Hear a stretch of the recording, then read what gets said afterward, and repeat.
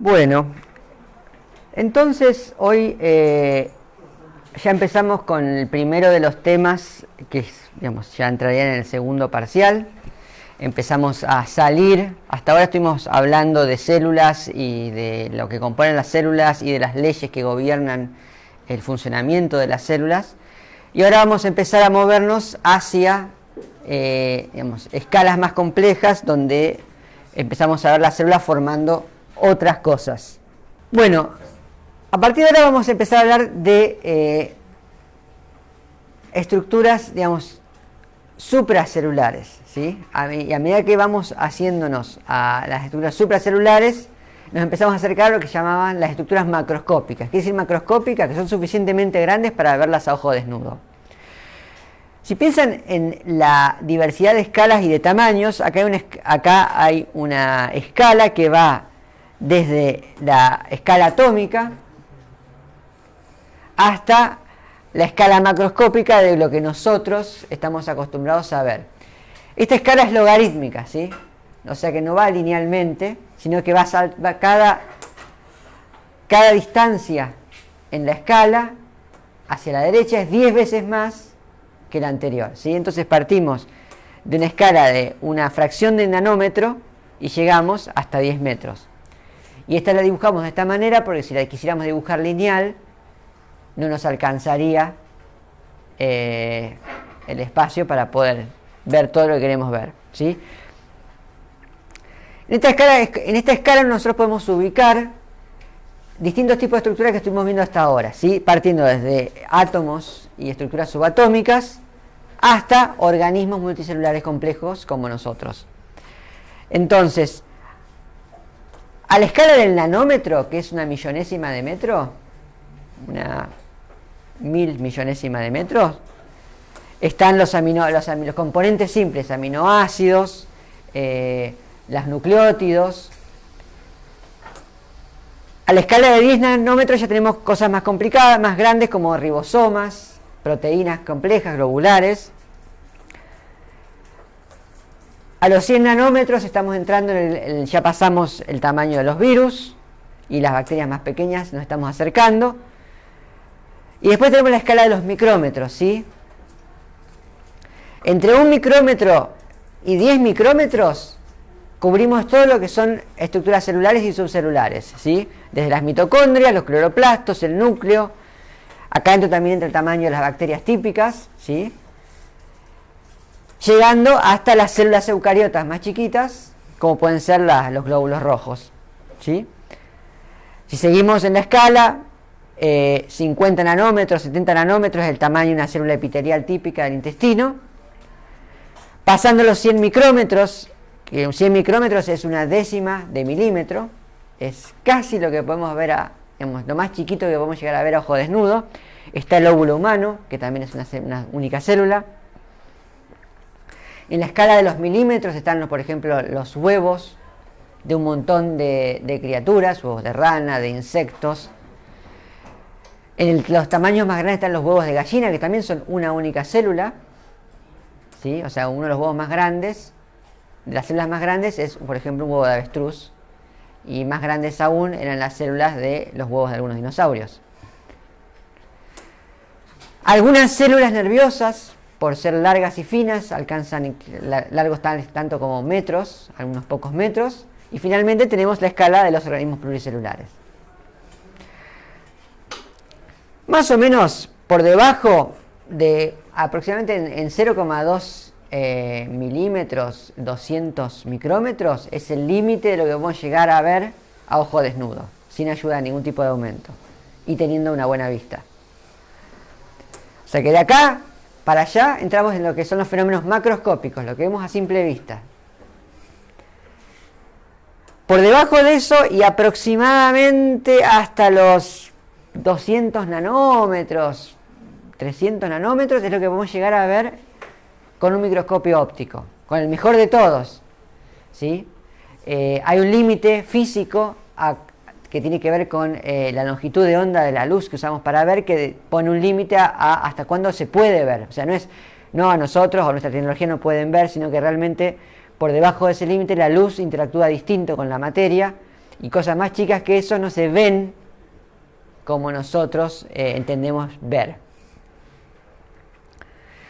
Sin embargo, por debajo de ese límite podemos ver o replicar algo que se asume que es a como uno lo vería con microscopía electrónica, porque los electrones también interactúan como interactúan los fotones de luz con la materia y pueden generar, digamos, tienen una longitud de onda mucho más corta, con lo cual pueden tener una resolución mucho más alta y pueden generar imágenes que no son reales, ¿no? Son una imagen que se construye por la interacción de esos electrones que interactúan primero con la materia y después con elementos de detección que usamos, como son monitores de televisión, que nos permiten reconstruir una imagen que nos da una idea de qué está pasando a ese nivel, ¿sí? Y esa es la microscopía electrónica. Entonces, este es el rango en que nos movemos, ¿sí? Hasta acá podemos experimentar directamente con resultados visuales. Acá necesitamos ayuda de un microscopio óptico y la interpretación sigue siendo relativamente simple. Y cuando nos metemos en este lugar, ya todos nuestros métodos de detección empiezan a ser un poquito más indirectos, porque lo que usamos no refleja nuestra experiencia directa de nuestros propios sentidos. Ahora, a lo largo de estas dimensiones, uno se pregunta, bueno, moverse de una dimensión a otra en tamaño se llama cambiar de escala. O sea que uno, cuando pensás en cambiar la escala de algo, o cambiar algo proporcionalmente, se imagina, por ejemplo, cuando uno agarra, típico en la compu, y uno agranda o achica algo, ¿no? Uno tiene un programa de dibujo, de dibujo de diseño, vos tenés un elemento, y lo podés agrandar o achicar a placer para que entre en el tamaño que vos necesitas. Entonces, si vos tenés un dibujo, una foto chiquita, la agrandás y si es vectorial no tenés problemas, si es un raster tenés que tener problemas, a veces tenés que ver si tenés suficiente resolución, pero más allá de eso uno puede ir y agrandarlo. Ahora,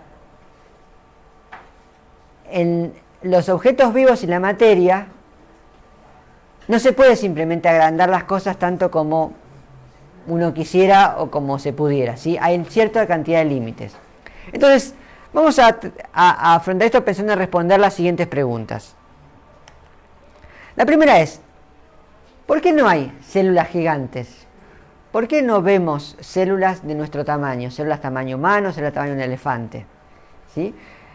La existencia de células gigantes siempre fue un elemento fantástico de muchos tipos de elementos de películas. Esta es una película japonesa de los años 60 que se llamaba La ameba del espacio, pese a que muestra lo que claramente es un calamar. También es común la idea de las amebas gigantes enfrentándose en distintas situaciones con superhéroes, la presencia de seres unicelulares humanoides y de criaturas unicelulares más o menos ameboides que pueden representar un peligro a cualquier persona que se mete a explorar un set de cavernas o un dungeon. Entonces, sin embargo, lo cierto es que no vemos células gigantes y mucho menos tenemos que andar cuidándonos de que nos ataque una ameba gigante. Otro ejemplo, ¿qué onda con todos los artrópodos gigantes? Es parte, digamos, un estereotipo de cualquier clase de aventura fantástica que uno va a enfrentarse con escorpiones gigantes. Nausicaa en el Valle del Viento mostraba unos artrópodos súper grandes, los Omus, que asemejaban isópodos de un tamaño gigantesco. Frodo y Sam tuvieron que enfrentarse con ella la araña cuando trataban de pasar por Sir Ungoliant para pasar a Mordor. Y Godzilla tuvo que enfrentarse varias veces con uno de sus archienemigos, que era Mothra, que era una polilla muy, muy, muy grande, que constituye una amenaza para el universo. Y sin embargo, lo cierto es que hoy por hoy, cuando hablamos de artrópodos gigantes, no hay. Incluso los que había o supo haber en algún momento de la historia de la Tierra no eran tan grandes. Cuando hablan de las libélulas gigantes del Carbonífero, no eran las libélulas que veíamos en las pelis Nausicaa. Eran unas libélulas, creo que tenían como mucho 50 centímetros, 1 metro de envergadura de las alas, o sea, tampoco eran tan grandes. Las arañas más grandes que se conocen eran aproximadamente de este tamaño. Un cangrejo, una centolla hoy día es más grande. En general, los más grandes de los artrópodos suelen estar, como los más grandes de casi todo lo demás, suelen estar en el medio acuático, ¿sí? Y eso es porque el medio acuático les aliviana algunas de las cosas que vamos a ver en un toque, ¿sí?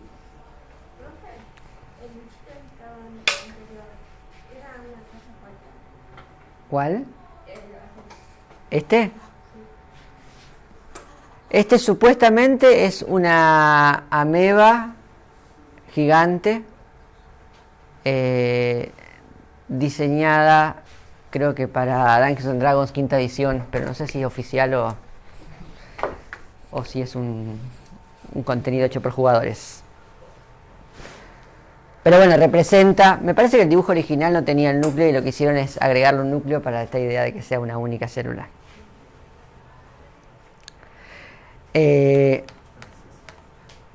Otra pregunta, también otra clásica de la ciencia ficción, es esta idea de miniaturizarnos y poder recorrer el cuerpo humano. Siempre somos muy antropocéntricos, siempre es el cuerpo humano, pero podría pasar con cualquier otra cosa, miniaturizarnos y recorrer el interior de un cuerpo.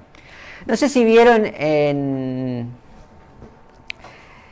Pelco, en los materiales de la cédula, hoy no, este fin de semana tampoco, pero se lo dejé hace como 3 semanas.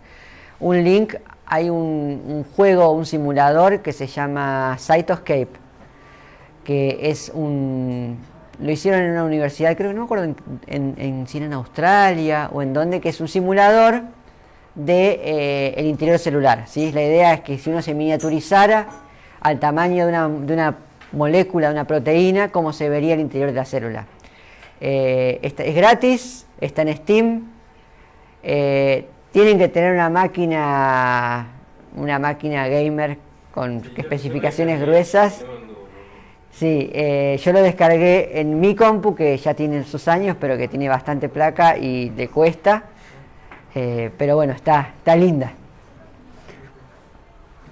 Pero bueno, la idea esta de miniaturizarnos, recorrer el cuerpo humano, no es nueva. Hay una película de los años 60 que se llama Viaje Fantástico, en la cual un grupo se adentra en el sistema vascular de una persona para poder liberar un coágulo que tiene. Este es un fotograma de la película en el cual su nave en la que viajan ha sido atacada por anticuerpos. Una idea similar fue reflotada por Steven Spielberg en una película de los 80, que yo sí vi en los 80 y ustedes no. Y que era la misma idea, ¿no? Tenían un pequeño submarino en el que se metían, se miniaturizaban y recorrían el cuerpo humano. De estas hay un montón, hay episodios en distintos tipos, en distintas series animadas. Es como una idea muy, muy común y que en realidad no es posible. Es algo que tampoco es posible miniaturizar porque no podemos simplemente reducir las escalas y pretender que todo siga funcionando de la misma manera, ¿sí? Y a eso va el tema de la biología de las dimensiones, ¿sí? ¿Y qué pasa? Lo que pasa es que cuando uno cambia de escala, no todo cambia de la misma manera. Por ejemplo, piensen en la información. Si nosotros estamos diciendo que la célula básicamente se sostiene como tal por la expresión de la información, ¿que dónde está la información? ¿Dónde está la información que sostiene a la célula y a los seres vivos? En el núcleo, en el ADN. ¿Y el ADN cómo es? ¿Cuál es su estructura? ¿Cómo almacena la información? No, en el ADN mismo, también, digamos, una secuencia. O sea, la información es una secuencia de 4 bases.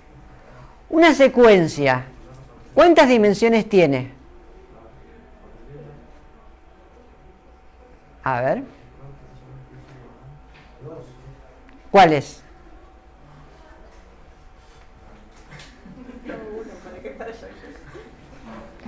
Solo puedes avanzar, o sea, hay solo hay dos sentidos, pero solo te podés mover a lo largo de un eje en una secuencia, ¿sí? O vas hacia el principio o hacia el final. O sea que la información lineal que hay en el ADN y que por lo tanto en las proteínas es una información lineal, ¿sí? Tiene una única dimensión. ¿Sí? Por otro lado, recuerden que ¿cuál es el elemento fundamental que utilizan las células para hacer cosas, para interactuar con su medio? Más grande. ¿Cómo diferencian las células su medio interno y su medio externo? Con membranas. ¿En dónde tiene lugar la fotosíntesis? ¿Y en qué parte de los cloroplastos? Ajá.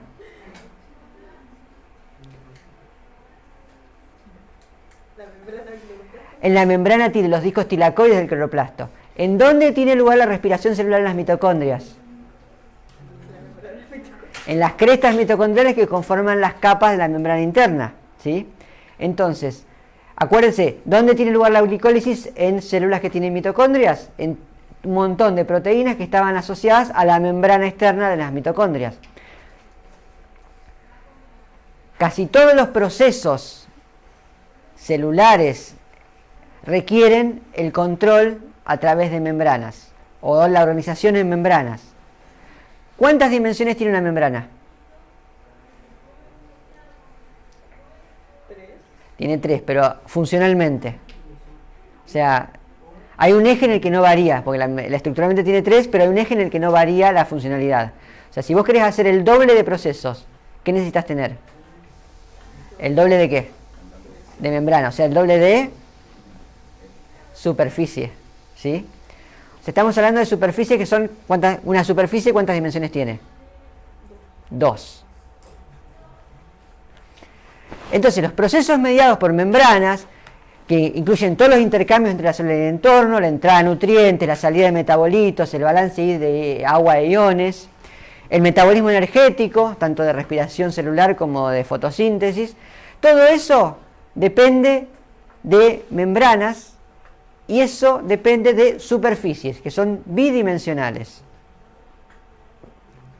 Y por último, una célula, con todo lo que tiene adentro, todo lo que tiene que sostener, ¿cuántas dimensiones tiene? 3 dimensiones, ¿sí? Las células, salvo que sean muy planitas, tienen 3 dimensiones. Y eso quiere decir que una célula, a medida que va creciendo, va aumentando en volumen y ese volumen tiene que ser sostenido, ¿sí? Si no, la célula se diluye. Por lo tanto, ese volumen, para mantener la misma intensidad o densidad de componentes internos de la célula, a medida que la célula crece, tiene que sintetizar componentes nuevos, controlar su contenido, generar energía, hacer metabolismo, ¿sí? Entonces, la información para todo eso está contenida en un sistema que es unidimensional. Las estructuras que permiten hacer todo eso son estructuras bidimensionales. Y a lo que tienen que sostener es a un sistema tridimensional. ¿Sí? Bien. ¿Qué implica eso? Bueno, la implicancia se ve cuando hay, a través de una cosa que se llama la ley cuadrático-cúbica. La ley cuadrático-cúbica la enunció Galileo Galilei, más conocido por su trabajo en determinar la órbita de la Luna y los planetas.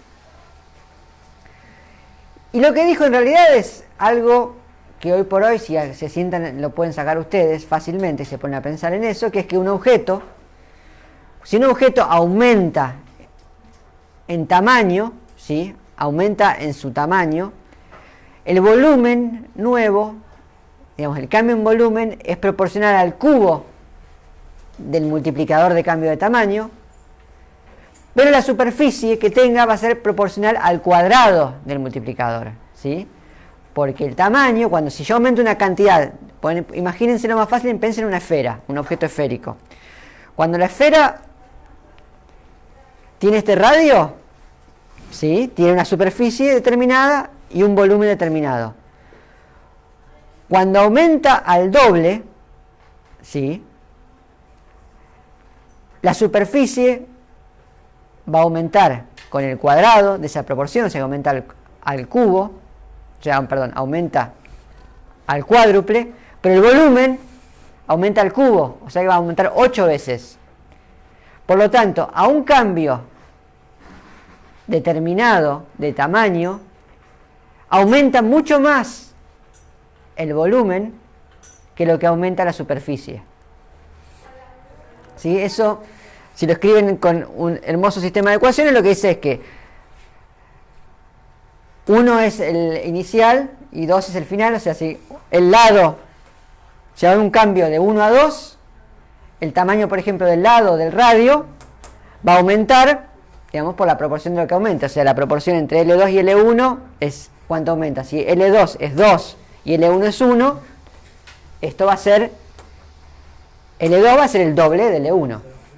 Después las miran web, van a ver que esto es muy simple. Cuando aumenta el área pasa lo mismo, lo que pasa es que esto se va al cuadrado y cuando aumenta el volumen para ese mismo aumento va a ser al cubo. Si nosotros ponemos el cambio en la relación, ¿sí?, entre superficie y volumen, entre área y volumen, lo que vemos es que el área sobre el volumen nuevo no es proporcional al área sobre el volumen viejo, sino que hay una diferencia acá. Y esa diferencia, si resuelven eso, es que aumenta en una proporción que es la diferencia, la proporción inversa entre el aumento del lado. Eso se lo dejo de tarea para que lo miren, pero la idea es que el cambio no es parejo, o sea que no es proporcional.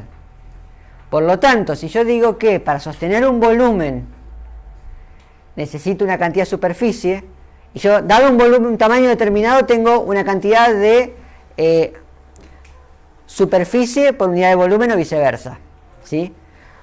Cuando aumenta el tamaño de una cantidad fija, la proporción disminuye, o sea que cada vez hay menos superficie para atender el mismo cantidad de volumen. Y eso complica un montón, porque una célula, si sube al doble de diámetro, el volumen crece mucho más que lo que crece las superficies necesarias para atender ese volumen. Entonces, por ejemplo, si graficamos, vamos a hacer una serie de esferas, ¿sí? Pueden ser células esféricas. Una de 10 micrones, y vamos de 10 en 10 hasta una de 100 micrones. Y calculamos la superficie y el volumen de cada una y la proporción entre las dos. Lo que vemos es lo siguiente. Esto es lo que aumenta la superficie, en azul acá abajo.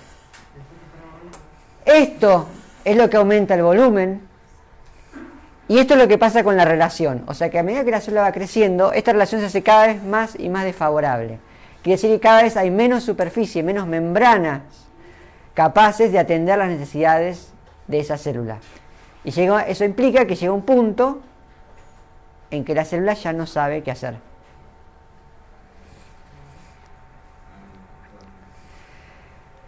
Esto además tiene una implicancia con la geometría, ¿sí? Si nosotros vemos distintas geometrías, yendo por ejemplo de un tetraedro, que es digamos, la forma platónica más sencilla, hasta una esfera, si calculamos para una misma área superficial, la relación entre superficie y volumen, vamos a ver que cambia de acuerdo con la forma, ¿sí? El tetraedro es la forma que tiene mayor cantidad de superficie por volumen, o sea que sería la manera, si uno quiere maximizar la cantidad de superficie de membrana disponible para un volumen dado, lo ideal sería ser tetraédrico. Por el contrario, la forma más desfavorable, la forma que tiene menos superficie a volumen, es la forma esférica, ¿sí?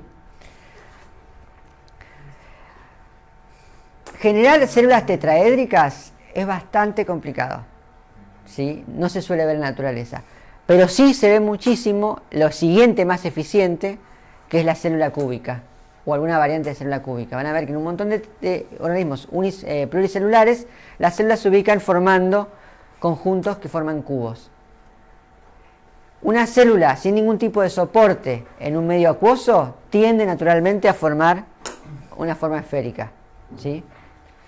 Fíjense cómo mejor que una forma esférica es una forma de cápsula, que es la forma que adoptan muchas bacterias, ¿sí? Y cuanto más larga es la cápsula, mejor es esta proporción de superficie a volumen. En este caso lo que queremos es que haya mayor cantidad de superficie por unidad de volumen, entonces que nuestra relación de superficie y volumen sea lo más alta posible. ¿Se entiende eso? Esto que es matemática y geometría define y limita y configura cómo se distribuyen las formas y los tipos de vida en el planeta, ¿sí? O sea, que esto es lo que está condicionando en gran medida la diversidad de los seres vivos, ¿sí? ¿Y eso por qué? Porque lo que hace es poner límites a la forma y el tamaño de los organismos, ¿sí? ¿Por qué? Porque la masa corporal, el peso, crece con el volumen. O sea que tiene 3 dimensiones, ¿sí? Con cada cambio, cada vez que ustedes crecen en altura, el cambio en masa es el cubo de ese crecimiento, ¿sí? Pero la superficie del cuerpo solo crecen con el cuadrado. Y es por eso que si ustedes se ponen a pensar con qué velocidad fueron creciendo hasta que llegaron a su altura actual y cómo ganaron peso, van a ver que si bien el cambio de peso tiende a ser más lineal, el cambio de altura suele amesetar mucho más rápido. Uno crece muchísimo en proporción después de nacer y mucho menos hasta que llega a la adolescencia, que pega un estirón, pero en general la tasa de crecimiento absoluto siempre es más baja. Piensen en que tienen un ratón, ¿sí? Un ratón tiene un tamaño determinado. Y la pregunta entonces es ¿por qué no hay ratones del tamaño de un elefante? ¿Sí? Hay ratones grandes, hay capibaras, hay carpinchos, ¿sí? Los carpinchos no tienen las mismas proporciones, son parecidos, pero no tienen las mismas proporciones corporales que un ratoncito de campo, ¿sí? Si ustedes midieran la proporción, por ejemplo, del tamaño de las patas, de las piernas de un carpincho, van a ver que son mucho más gruesas que las de un ratón y nunca van a lograr llegar a un roedor del tamaño de un elefante. Cuando miran un elefante, en cambio, lo que van a ver es que nunca va a tener las proporciones que tiene un ratón. ¿Por qué? Porque la masa del cuerpo aumenta con el cubo del tamaño, pero lo que sostiene ese cuerpo, que es la sección cruzada de las patas, aumenta solo con el cuadrado. Con lo cual, a medida que los seres van creciendo, las patas se tienen que volver proporcionalmente mucho más gruesas para poder sostener esa misma cantidad de peso. O sea que si quisiéramos tener criaturas del tamaño de Godzilla, básicamente tendrían que tener forma de pirámide, porque es la única manera que podrían sostener semejante cantidad de peso, ¿sí? Una criatura como un lagarto o como un dinosaurio no podría tener las dimensiones descomunales que se plantean en las películas de ciencia ficción de monstruos gigantes. Los kaijus no son físicamente posibles y solo pueden existir porque vienen de otro universo con leyes distintas. Eso se ve mucho cuando se ve la distribución de formas, tamaños y proporciones de los dinosaurios, que tienen una gama de tamaños enorme, desde los raptores, los archaeopteryx, un montón de dinosaurios que eran del tamaño de los dinosaurios actuales, a los gigantes inmensos que eran los saurópodos, los giganotosaurios, donde se ve claramente que nunca vas a ver un dinosaurio de los más grandes con un tipo de piernas flaquitas y delgadas como las de un velociraptor. Y eso es porque no podrían sostenerlo. Calculen más o menos que un fémur humano puede sostener, sin colapsar, hasta 10 veces el peso de una persona. ¿Sí? Ahora, si una persona crece, se transforma en un gigante de 10 metros, el peso no va a aumentar 10 veces. Va a aumentar por el cubo. Con lo cual, mucho antes de que pueda alcanzar ese tamaño, sus huesos ya van a haber colapsado, salvo que haya habido un aumento mucho más que proporcional del tamaño de las piernas. Conclusión, con las leyes de la física de nuestro universo, hay un montón de cosas que vemos en las historias de fantasía que no podrían suceder nunca. Y por eso es que necesitamos que esas historias transcurran en universos de fantasía con otras leyes que salgan al rescate de todas esas imposibilidades físicas que tenemos nosotros. Entonces, Ant-Man no puede crecer gigante ni hacerse chiquito tampoco. No. Lamentablemente, eso ubica al universo cinemático de Marvel, como ya lo sospechábamos, en un universo de fantasía.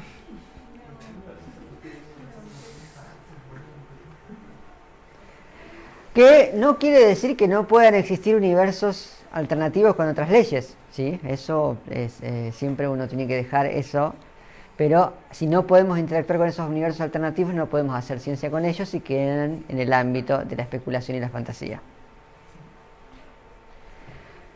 Una de las maneras en que los organismos zafan de un poco de esta limitante es tratando de jugar un poco con la superficie. O sea, hasta ahora estuvimos hablando de cuerpos perfectos, ¿sí? Una esfera, cubos con sus superficies. Ahora, si yo necesito más superficie, ¿qué puedo hacer? Piensen ustedes, ¿cuánta ropa podrían tener si la tuvieran que tener desplegada en la cama o en las mesas o en la superficie de su casa todo el tiempo? Poca.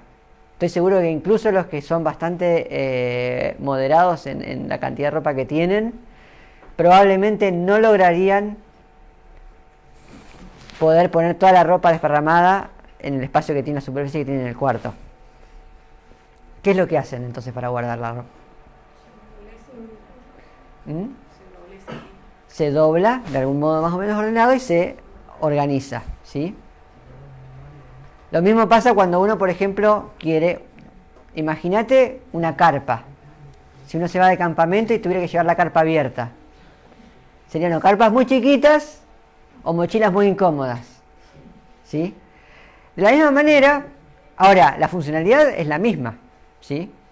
En muchos casos hay cosas que funcionan directamente plegados. Otro ejemplo, el radiador del coche. El radiador del coche, la función que tiene es que uno pasa agua por el coche y eso presenta una superficie de intercambio de calor que intercambia calor con el aire en el ambiente para enfriar un líquido refrigerante que después enfría el coche y eso va retirando calor de la combustión del coche. ¿Cómo son los radiadores? También cuenta por los radiadores, estos radiadores. Tienen una estructura que brinda muchísima superficie. Fíjense la cantidad de superficie que tiene un radiador de esos comparado con el volumen del caño que pasa por dentro, ¿sí? Entonces, cuando hay superficies que son importantes para el intercambio, como casi todas las superficies biológicas, lo que se suele hacer es algún tipo de organización que permita maximizar la cantidad de superficie disponible. Típicamente eso lo que implica es que hay algún tipo de superficie plegada. Entonces, cuando una estructura necesita mucha superficie, la estrategia más simple es tratar de plegar y empaquetar esa superficie. Por ejemplo, una superficie de absorción de nutrientes, como en los intestinos. Si ustedes toman un intestino propio o de algún otro mamífero, en general esto es común a casi todos los animales, lo que van a ver es que el tejido del intestino no es un tejido liso. El epitelio interior está plegado y está plegado a una serie de estructuras que se llaman vellos intestinales. Son como unos pelitos. Esas estructuras están formadas por una capa epitelial de células. Los epitelios son láminas de células, ¿sí? Que está plegada. Y cuando ustedes hacen un corte de eso, lo que ven son células que están acomodadas. Esto es una tira de una capa de células. Acá están los núcleos. Y esas células en el borde que da hacia la luz del intestino, o sea, donde van a estar todas las cosas que hay que absorber, a su vez también cada célula tiene la membrana celular plegada, lo que llaman microvellos.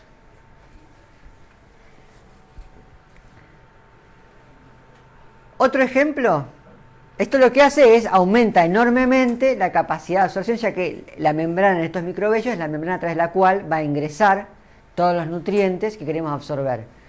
Cuanto más membrana tengamos acá, más absorbemos y menos pasa sin absorber y más se aprovecha el alimento que con tanto trabajo ese animal ingirió. Otro ejemplo son las superficies de captación de fotones. Por un lado, la grana de los cloroplastos y por otro lado lo que mencionábamos en la clase pasada, que son los fotorreceptores. Los bastones y los conos organizan sus membranas fotorreceptoras. Acuérdense que los fotorreceptores son moléculas, son proteínas que están ubicadas en membrana, son transmembrana y por lo tanto necesitamos membrana. Como estamos hablando de membrana, necesitamos un montón de membrana. Cuanto más membrana, más posibilidad de captar ese fotón que acaba de pasar. ¿Sí? Entonces, no sorprendentemente, las células especializadas para la fotorrecepción lo que tienen una serie de membranas fotosensitivas organizadas en láminas plegadas y apiladas. O sea, misma idea, totalmente convergente, ¿eh? Esto evolucionó totalmente por separado de esto. Pero como es tan... es una de las soluciones más simples a generar un montón de superficie en poco volumen, es que vemos estas convergencias, lo que se llama convergencia evolutiva, es cuando independientemente el mismo problema se soluciona de la misma manera, independientemente por linajes distintos y tipos celulares distintos. Bien, ¿qué otra estructura me pueden decir que tenga muchos plegamientos para cumplir su función que estuvimos viendo en estos días? El aparato de Golgi, ¿cuál más? La mitocondria. La mitocondria también presenta una estructura de sus crestas internas sumamente replegadas, porque ahí es donde necesita superficie para el proceso de respiración celular. También son súper importantes ya a nivel multicelular a la hora de hacer intercambio de gases, ¿sí? Si yo necesito intercambiar oxígeno por dióxido de carbono, eso también depende de una superficie de intercambio. Y ahí es donde aparecen estructuras como las branquias o los pulmones, que son estructuras también nuevamente finamente replegadas, donde uno ve distintos niveles, donde a cada nivel hay un nuevo plegamiento, ¿sí? Entonces una branquia en un pez, uno ve que tiene una serie de laminillas, cada una de ellas tiene filamentos, y cada filamento a su vez tiene estructuras muy parecidas a las de esos radiadores, que maximizan la superficie de intercambio de gases para intercambiar oxígeno y agua. Nuestros pulmones son similares, tienen una estructura casi fractal, donde adentro de cada espacio hay subespacios que maximizan la cantidad de superficie disponible. Sí, este es un tema muy recurrente, que lo vamos a ver mucho, de cómo las células y las estructuras supercelulares están todo el tiempo tratando de maximizar esa superficie. Bien, todo esto está imponiendo límites a la unicelularidad, ¿sí? Uno de los límites importantes que no mencioné antes es el tema de la difusión. Recuerden la difusión, que es lo que hablamos al principio, que es la tendencia espontánea de las moléculas de moverse de donde hay mayor concentración a donde hay menor concentración. Ese proceso aleatorio que se llama difusión solo es eficiente a distancias bastante cortas, ¿sí? Eventualmente va a suceder porque el proceso es espontáneo, pero la velocidad con la que sucede muchas veces es demasiado baja para atravesar grandes distancias, ¿sí? Entonces la difusión es eficiente en la escala de una célula normal, pero la difusión más allá del milímetro, 2 milímetros, de 1 centímetro, empieza a ser bastante poco eficiente porque tarda demasiado para las necesidades de la célula, ¿sí? O sea que una célula que está metabólicamente activa, que está sintetizando, muy pronto se va a quedar sin oxígeno. Va a usar todo ese oxígeno, lo va a reducir en el proceso de respiración, va a generar dióxido de carbono y se va a quedar sin oxígeno.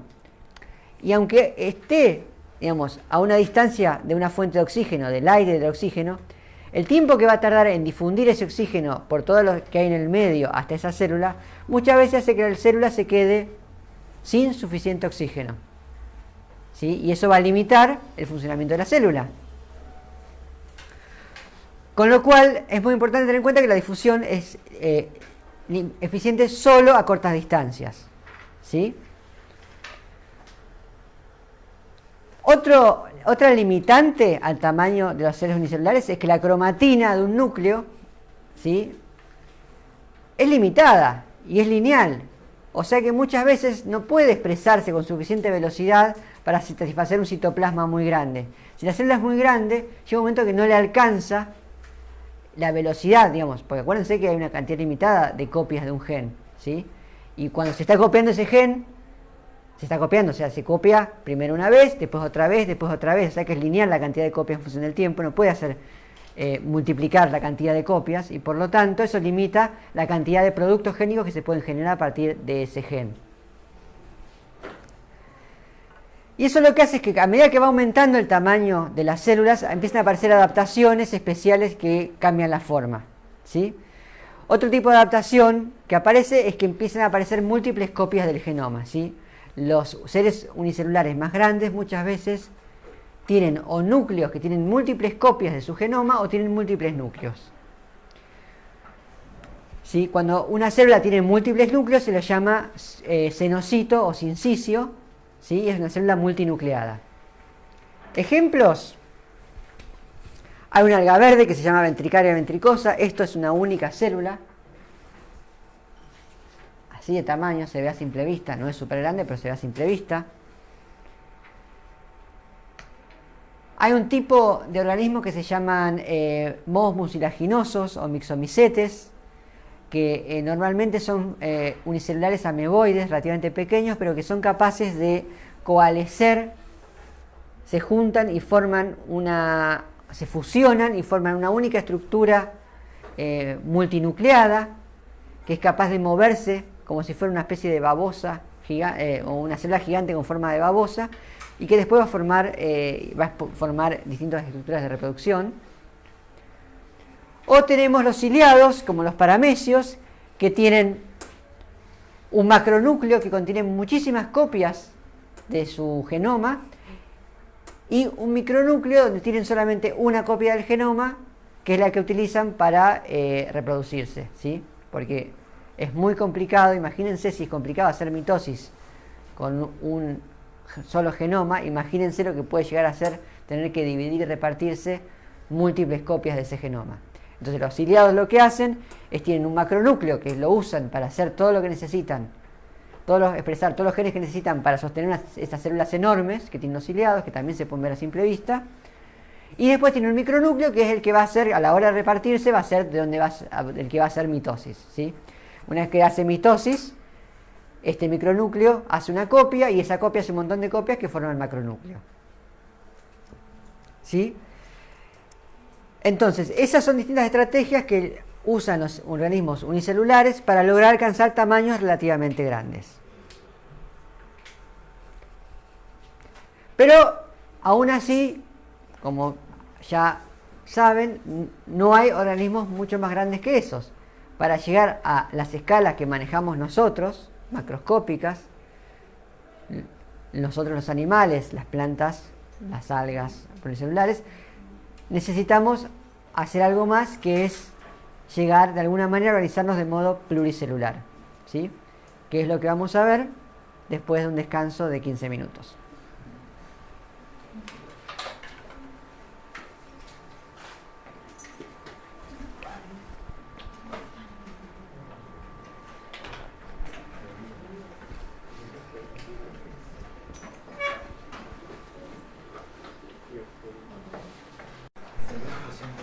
Continuemos.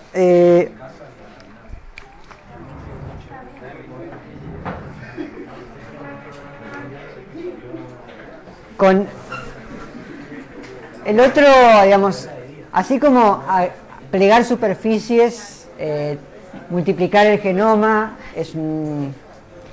con algunas estrategias que se pueden usar para mejorar la capacidad de aumentar la superficie respecto del volumen. La otra gran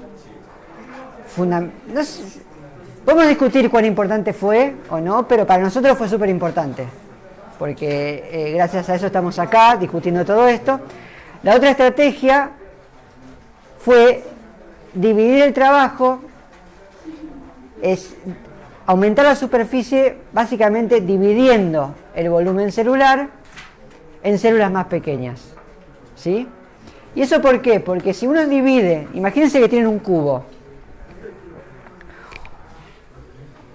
en este ejemplo, 2 milímetros de arista, 2 milímetros de lado, tiene un área de superficie de 24 milímetros cuadrados y tiene un volumen de 8 milímetros cuadrados, milímetros cúbicos, ¿sí? Entonces, si uno divide el área por el volumen, obtiene un valor. Si yo ese cubo lo tomo y lo divido en 8 cubitos, ¿sí?, lo que estoy generando es nueva superficie, ¿verdad? Porque el volumen se mantiene igual, pero todo el volumen, el área adicional de superficie que necesito para generar esta división, aumenta la superficie. ¿Cuánto? Bueno, pasa a ser 48 con el mismo volumen, con lo cual mi proporción de superficie a volumen se duplica. O sea que una manera alternativa a plegar una superficie es dividir esa unidad en múltiples unidades. Esto es dividir una célula más grande en múltiples células más pequeñas. Entonces, y eso nos lleva a un paso muy importante en la evolución de los linajes, que tuvo que ver con muchos linajes que pasaron a la multicelularidad. Y esto lo que logra superar esta limitación de tamaño causada por la difusión. O sea, si yo digo que crecer demasiado en tamaño me genera un problema, porque yo no puedo difundir desde una punta a la otra de la célula, lo que puedo hacer es dividir en células más pequeñas, ¿sí? Y eso lo que permite es un incremento en la complejidad, ya que además de tener múltiples células y solucionar mi problema de superficie y volumen, también eso me permite eventualmente empezar a definir grupos de células para funciones específicas y que esas células puedan adaptar morfologías especializadas, ¿sí? Piensen que un organismo unicelular tiene que ser capaz de hacer de todo, ¿sí? Por lo tanto, sus células tienen que tener todas las estructuras necesarias para todas las funciones. En cambio, si yo tengo un grupo de células, puedo decir, bueno, estas células que se encarguen de recolectar alimento, se las pasan a estas otras que se encargan de procesarlo y generar energía. Y esas después le devuelven la energía, digamos, las moléculas de alta energía a las que están procesando alimento. Entonces eso permite que empiecen a generarse conjuntos de células capaces de hacer una división de trabajo. La ventaja que implica esto, digamos, si bien es discutible, porque lo cierto es que la mayor parte de la biomasa de los seres vivos sigue estando en unicelulares, se ve claramente que el paso a la pluricelularidad permite un montón de opciones nuevas y innovaciones. Y eso queda evidenciado en el hecho de que la evidencia actual nos dice que la multicelularidad evolucionó independientemente por lo menos 25 veces en la historia de la vida en la Tierra, ¿sí? Ocurrió varias veces en los linajes que forman parte de las clorofisias, que son las algas verdes y las plantas terrestres. Ocurrió seguro una vez en el linaje que lleva a los animales, quizás 2 veces. Hay cierta discusión asociada a la reconstrucción filogenética de distintos grupos animales, una de las cuales sugiere que podría haber evolucionado 2 veces.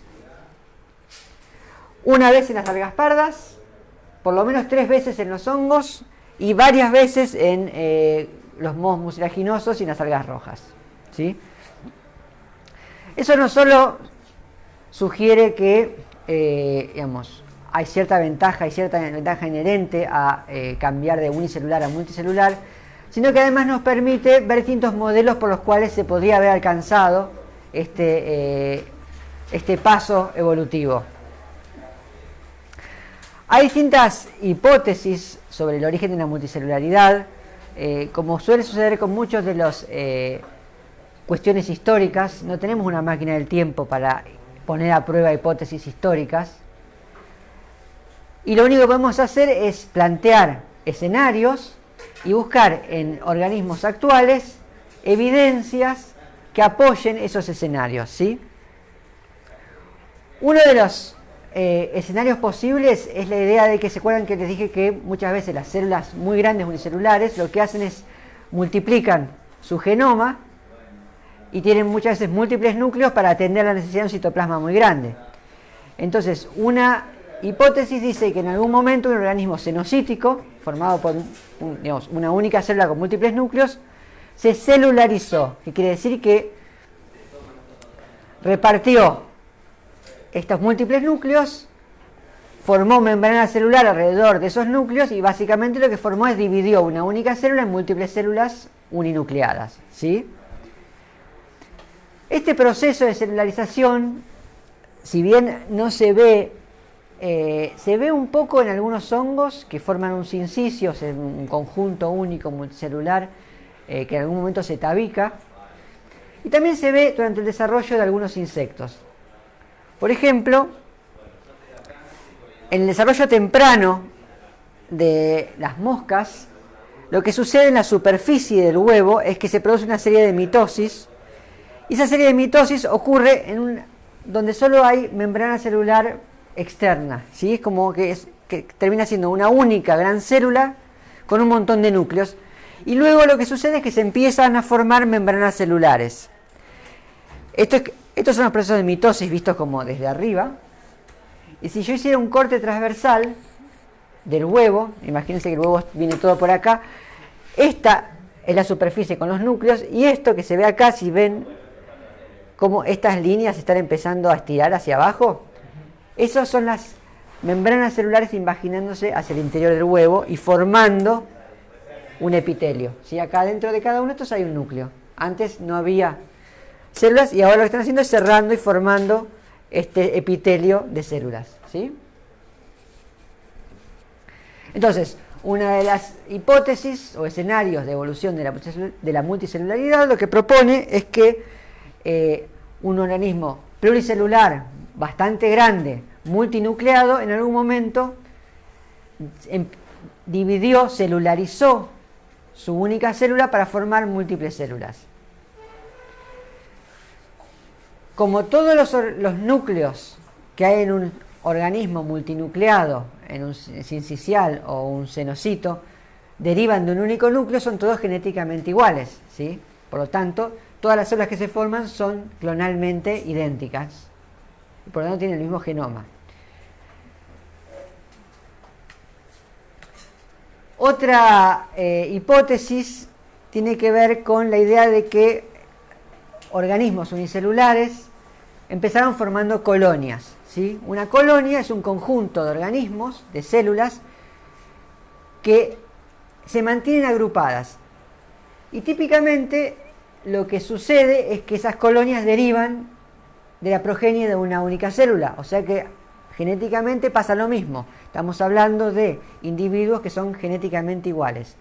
Y es un tema común en la evolución, es que pese a todas estas distintas evoluciones independientes de la multicelularidad, en general siempre se conserva esta idea de que casi nunca, o creo que diría que nunca se ve, salvo en el caso de los mixomicetes, múltiples genomas, o sea, individuos genéticamente distintos, coalesciendo en una estructura multicelular.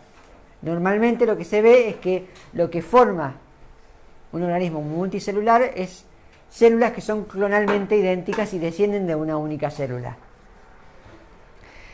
En la idea de la evolución de la multicelularidad por complejización progresiva de colonias, la idea es que las células que se derivan derivando de una división se mantienen unidas. En vez de separarse, dice cada cancha su rancho, se quedan juntas, típicamente secretan algún tipo de sustancia que las mantiene unidas, y lo que va sucediendo es que esas colonias se empiezan a ser cada vez más grandes, o sea que las células se mantienen unidas por más tiempo antes de dividirse, y lo que sucede después es que empieza a aparecer en las colonias división de tareas. Entonces empiezan a aparecer células, típicamente lo primero que aparecen es células que son de sostén, digamos, células normales, y algunas células que quedan como destinadas a reproducción. Este modelo tiene algo de evidencia que se observa en algunos grupos de organismos que a lo largo del grupo, o en su diversidad, muestran un montón de pasos distintos que parecen llevar hacia reproducir o formar parte de los distintos pasos de ese proceso de complejización progresiva. Por ejemplo, en las algas bolvocales. Las algas bolvocales son algas verdes, son clorofíceas, son un grupo muy grande. Este es un cladograma de las algas, o sea que todos estos grupos existen en la actualidad, ¿sí? Y lo que se ve interesante es que cuando uno puede ordenar ese cladograma, acuérdense que los cladogramas se ordenan arbitrariamente, pero uno puede ordenarlos porque distintos linajes muestran distintas estrategias de agrupación. Entonces tenemos linajes que son unicelulares, ¿sí? Las algas viven solas, tienen 2 flagelos, nadan por ahí, hacen fotosíntesis, hacen su vida. Cuando esta alga se duplica, primero absorbe los flagelos, se duplica, después vuelve cada una de las células hijas a hacer sus 2 flagelos. Cada uno se hace en base a al axonema o cuerpo basal basado en las estructuras que mencioné antes de la célula, y se separan, y cada cual sigue por su lado y se mantienen como ser unicelular. Otro linaje, lo que sucede es que las células se dividen 2 veces y se mantienen reunidas en grupos de A4. ¿Sí? Se llama tetrabaena, el género más común, justamente por esta tendencia a mantenerse en grupos de 4. Hay otro grupo que se llama Gonium, un género que acá lo que se dividen, forman grupos más grandes, son discos de células, discos planos, pero que se mantienen juntos y después hasta que finalmente cuando el disco crece de determinado tamaño se divide. Las células se separan y cada una vuelve a formar células hijas que van a formar otro disco. Y después hay grupos que empiezan a mostrar colonias que son esferoidales, o sea que en vez de formar discos forman pelotas de células huecas por dentro, hasta que llegamos a grupos como Volvox, que lo que forman son colonias muy grandes, que lo que muestran es que además de ser colonias grandes, empiezan a formar 2 tipos de celulares distintos. Las células, lo que llamaríamos células somáticas o células del cuerpo, que son las que quedan por fuera de la esfera, y hacia adentro, que son las células más grandes, que van a ser células reproductivas. ¿Sí? Entonces, este tipo de ejemplos lo que hace esto no prueba que los ancestros comunes de estos tenían este tipo de colonias, pero si hacemos una reconstrucción, el escenario más probable es que el linaje que llevó a los volvocales pasó por una serie de etapas similar a estas. Y uno podría plantear que una estructura similar, un linaje similar a los volvocales, siguió aumentando en la complejidad estructural, en la cantidad de tipos celulares distintos, y formó un organismo pluricelular. ¿Sí? ¿Cuáles son las ventajas de ser multicelular?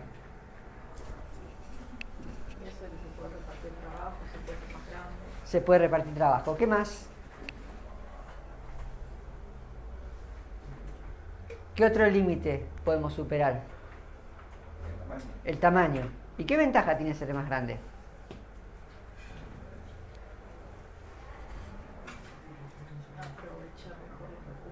Puedes aprovechar mejor los recursos, puedes entrar a ambientes que antes no podías entrar, ¿sí? Porque tenés un cuerpo más grande, más complejo, con más capacidad de adaptaciones. En un mundo de protozoos, donde hay autótrofos y hay heterótrofos, los heterótrofos viven de comerse unos a otros heterótrofos o a otros autótrofos.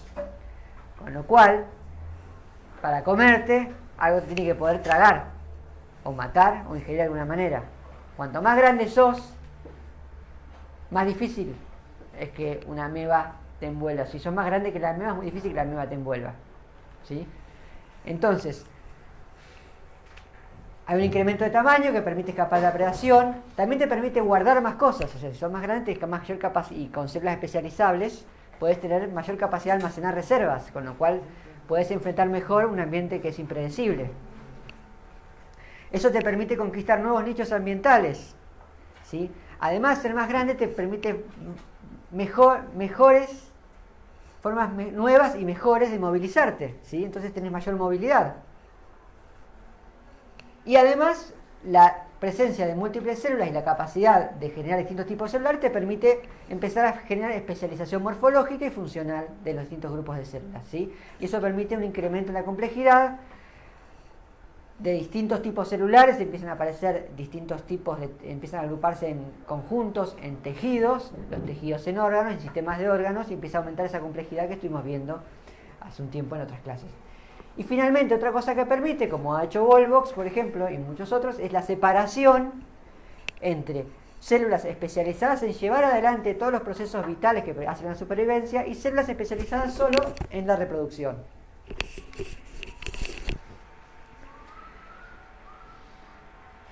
Ahora bien, la multicelularidad también implica desafíos, ¿sí? El primer desafío, ¿qué tienen que hacer dos o más células para mantenerse como un organismo único y coherente?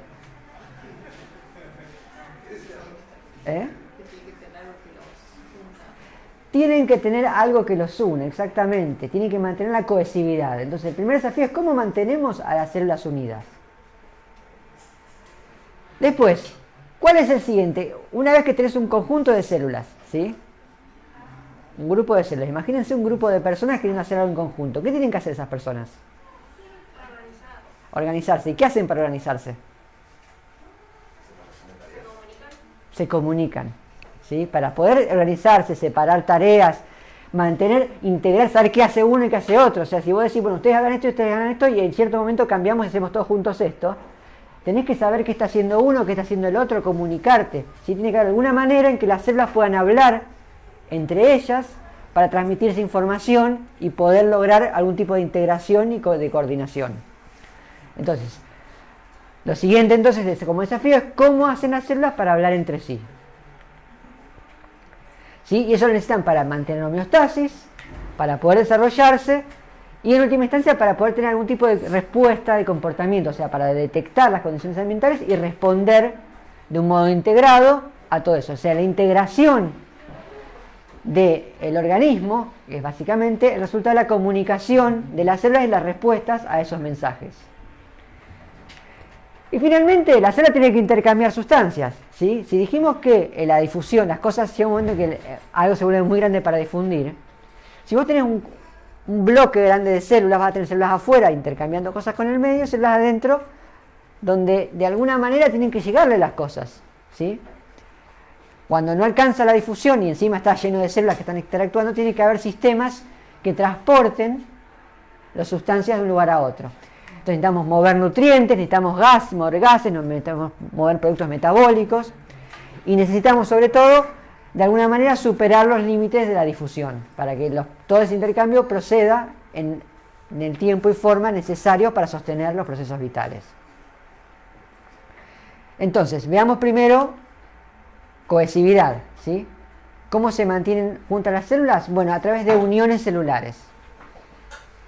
Las uniones celulares implican el contacto entre células adyacentes o el contacto entre algo que se llama la matriz extracelular, ¿sí? Ahora que tenemos un organismo pluricelular, empieza a haber una tercer cosa que no es ni el medio externo ni el medio interno de las células.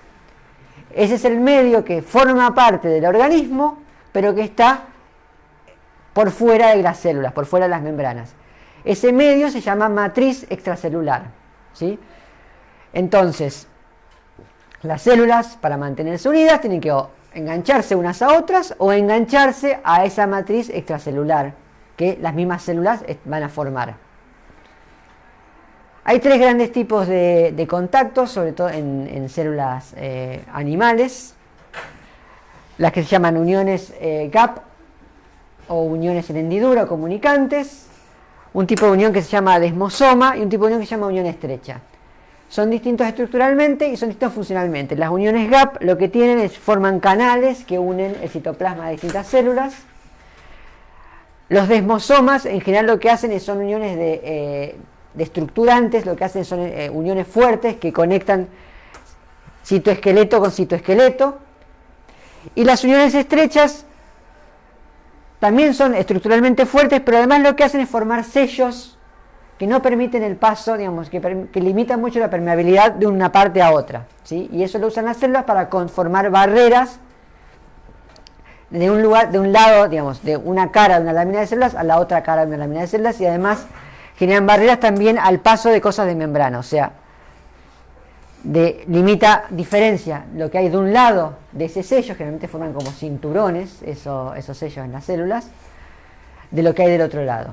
Entonces rápidamente repasamos un poquito más en detalle los distintos tipos de uniones. La unión gap lo que tiene son, acá hay una doble membrana bicapa lipídica de una célula y de la otra, son proteínas transmembrana que forman este tipo de canales que se conectan entre sí, ¿sí? Se llaman inexinas o conexinas, que se pueden abrir o cerrar, y lo que controlan es el pasaje de sustancias, y lo que hacen es dar continuidad, sobre todo iónica, entre células, entre un citoplasma y otro citoplasma. Y eso lo que hace es darle continuidad eléctrica, hace que las células se conecten entre sí y funcionen como una pila eléctrica que les permite pasar corriente de un lugar a otro. El otro tipo es la unión de anclaje o desmosoma. Básicamente en lo que consiste es en estructuras que anclan las células entre sí. Son dos membranas celulares, tienen una especie de disco interno de proteína que conecta al citoesqueleto a filamentos intermedios, que se acuerdan que eran los que daban la mayor parte de la estructura y la rigidez, y entre células proyectan a través de la membrana una serie de proteínas de adhesión que están en una familia que se llaman caderinas, ¿sí? Un montón de enfermedades están asociadas a cuando no funcionan bien algunas de estas conexiones. Algunas de estas proteínas son deficientes. Hay una versión del desmosoma que se llama hemidesmosoma, que es igual, pero en vez de unirse a otra célula se une a la matriz extracelular. Estas uniones lo que hacen es brindan continuidad mecánica, o sea, no solo las células se agarran entre sí, sino que forman una unidad mecánica y tienen adentro filamentos intermedios y por afuera hay caderinas. El tercer tipo de unión es lo que se llama unión estrecha, o occludens también se llama, que forma es como una especie de tejido, es como lo que hace es como un cierre que funciona como cuando tejen juntas, cuando cosen juntas dos capas de tela distinta, que lo que hacen es sellar básicamente de modo que por dentro del espacio intercelular no se puede pasar, ¿sí? No pasan ni líquidos ni pasan solutos, entonces sí o sí tienen que pasar por entre las células, y eso lo que le permite es, por ejemplo, al epitelio intestinal le permite controlar que solo pase lo que las células controlan a través de sus membranas que pase y no cualquier otra cosa, ¿sí? También lo que hacen es limitar el paso, la difusión en la membrana. Acuérdense que la membrana bilipídica, ¿se acuerdan que era ese mosaico fluido, que las cosas pueden ir de un lugar a otro? Bueno, cuando esto pasa por la membrana, esto corta ese fluidez. O sea que lo que está de un lado de una de esas uniones queda de ese lado. Entonces, sellan membranas entre células adyacentes, forman una barrera que típicamente en un epitelio, que son estas láminas celulares, elimina dos tipos de cara distintas, o sea que te deja lo que hay de un lado y lo que hay del otro de un epitelio, y también bloquea el movimiento a través de la membrana lipídica, ¿sí? Y esto lo que hace es delimitar una polaridad. Una polaridad es una diferenciación entre una punta y la otra, un extremo y la otra, en células epiteliales.